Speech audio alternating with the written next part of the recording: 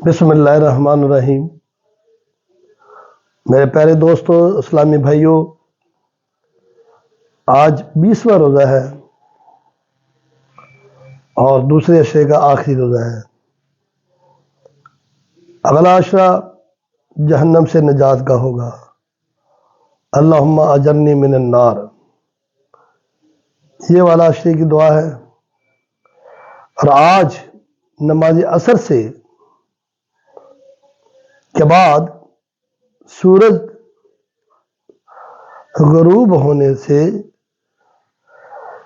اعتکاف پہ لوگ بیٹھنا شروع ہو جائیں گے۔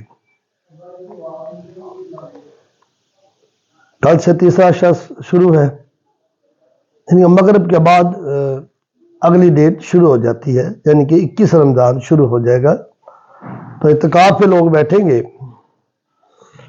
تو آج میری خواہش تھی کہ میں آپ دوستوں سے اعتکاف سے متعلق کچھ بات کروں کہ اعتکاف ہے کیا، اعتکاف کے لفظی معنی کیا ہے، اعتکاف لفظ کہاں سے آیا ہے، اس پہ تھوڑی سی آپ سے بات کرتے ہیں۔ پہلے دعا کرتے ہیں اللہ تعالیٰ سے کہ اعتکاف پہ بیٹھنے والے تمام مسلمین کو اللہ اپنے حفظ و امان میں رکھے اور ان کو عبادت کرتے ہوئے استقامت عطا فرمائے۔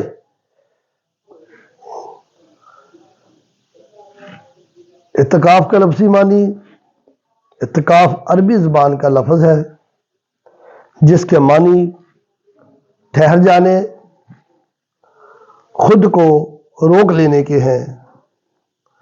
شریعت اسلامی کی اصطلاح میں اعتکاف رمضان مبارک کے آخری عشرے میں عبادت کی غرض سے مسجد میں ٹھہرے رہنے کو کہتے ہیں۔ یہ تو ہوگا اعتکاف کا مطلب، اعتکاف کے معنی ہو گئے۔ اب اس کے اوپر اعتکاف کے فائدے کیا ہیں اس پہ بات کرتے ہیں۔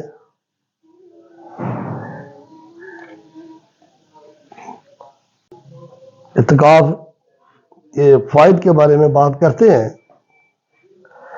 اعتکاف کرنے والے کے لیے شب قدر کی تلاش اور اسے پا لینا آسان ہو جاتا ہے۔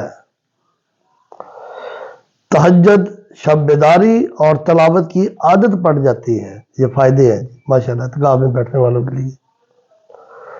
وہ تہجد اور شب بیداری کی عادت پڑ جاتی ہے، اس میں تلاوت کی عادت پڑ جاتی ہے۔ مسجد سے انسیت یعنی انس پیدا ہوتی ہے اور معتکف کا دل مسجد میں لگنے لگتا ہے، جو روز محشر اللہ کے عرش کا سایہ پانے کا ذریعہ ہے۔ یعنی کہ اعتکاف پہ بیٹھنے والا مسجد سے محبت کرنے لگتا ہے اور جو محشر کے دن اللہ کے عرش کا سایہ پانے کا ذریعہ بن جاتا ہے۔ دنیا سے یکسوئی، اللہ کی طرف توجہ اور ذکر اللہ کی توفیق نصیب ہوتی ہے۔ اعتکاف پہ بیٹھنے والا دنیا سے الگ ہو جاتا ہے اور اس کا کام صرف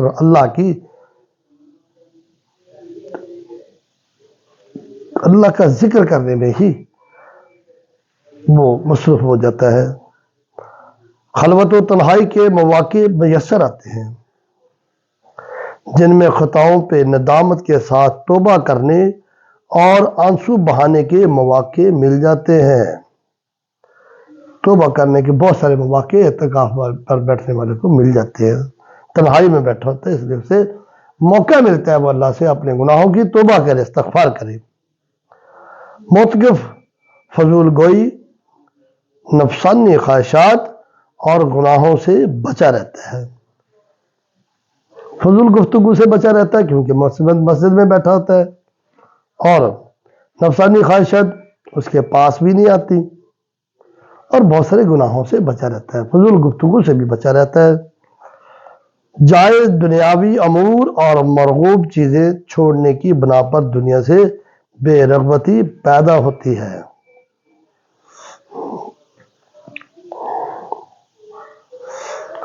معتکف کے دل کی اصلاح اور دل میں فکر آخرت پیدا ہوتی ہے۔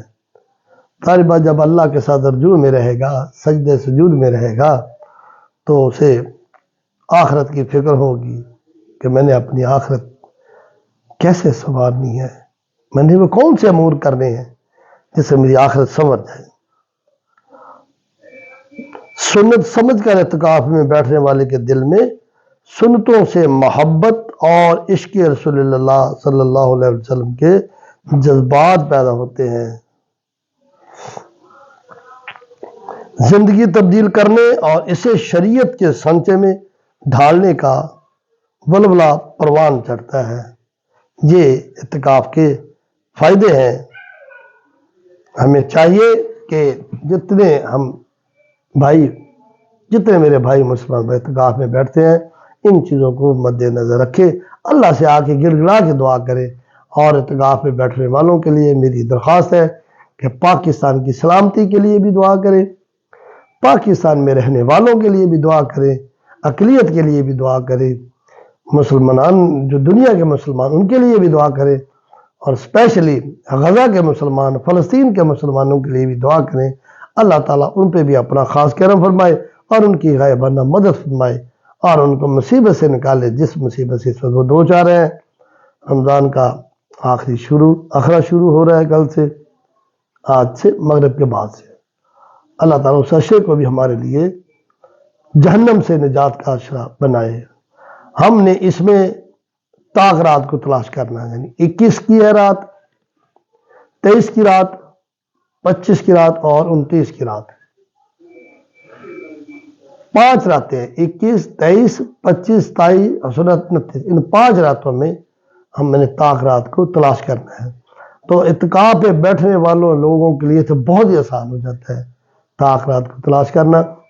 تلاش سے مراد یہ نہیں ہے کہ آپ نے کہیں سے ڈھونڈنا ہے، عبادت میں مصروف رہنا ہے ان 5 راتوں میں اسپیشلی، تو آپ سمجھ لیں کہ آپ نے طاق رات پا لی ہے۔ جب آپ 5 راتیں اپنی عبادت میں رہیں گے، دنیا سے کٹ آف رہیں گے، تو آپ سمجھ جائیں گے کہ آپ نے وہ طاق رات پا لی ہے۔